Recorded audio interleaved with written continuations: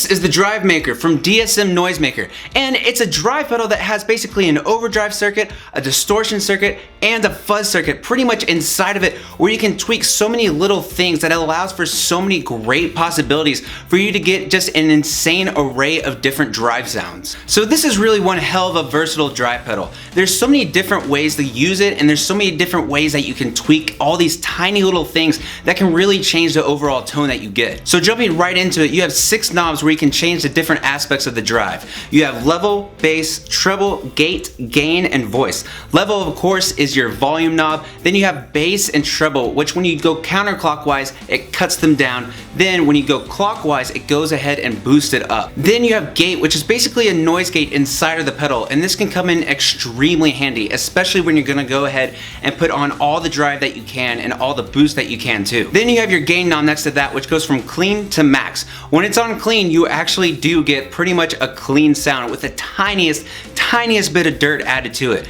And then from there, of course, it just gets crazier and crazier the more you go to the right. Then you have the voice knob, which adds for even more detail to your EQ. You already have your bass and treble knobs, but with the voice knob, when you go more clockwise, it adds just a little bit of treble. Then when you go counterclockwise, it adds more bass. So this really just makes for a lot of different ways that you can really control the EQ and voice of your tone. Then under that, you have 3 3-way toggle switches, and this is really where the pedal gets fun in my opinion. First, you have your mid controls where you can either scoop it, boost it, or keep them flat. Now you can already set your EQ and have your mids flat, but when you go to scoop and boost, it adds even more elements to your sound. Then you have your octave control, and this is really cool because it gives you an octave up that you can just add to your sound to be even more crazy, or you can have it as subtle too. So when it's on low, that's when you're gonna have it subtle, and it's only in the mix, not really a whole lot, but you can still hear it, and it adds a nice little shimmer to it.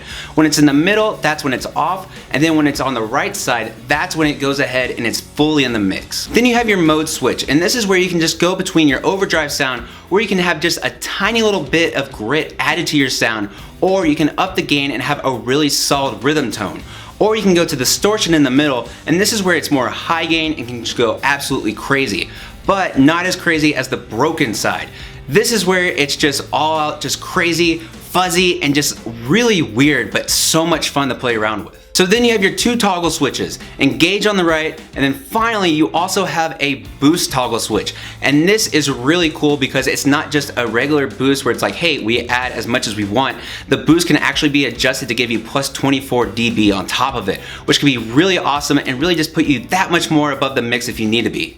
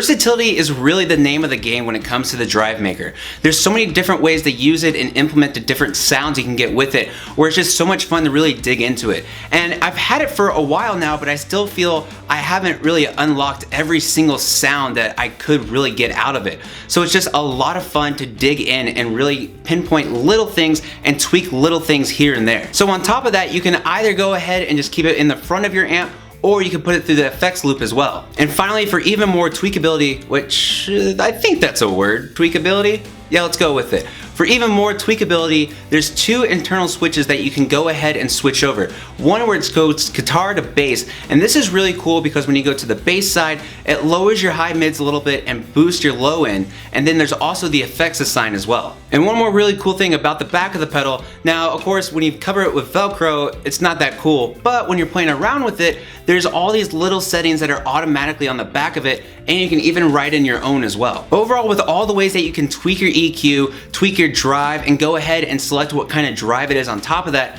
then add an octave if you want, or go ahead and shape your mids as well to add more to that EQ. But then wait a second, you can go ahead and add a boost to it that you can adjust.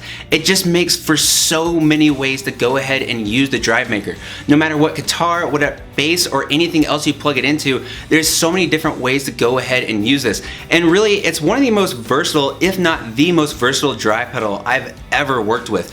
And it's just so much fun to really see what is possible with it, because it sort of seems like there is no end to how many ways you can.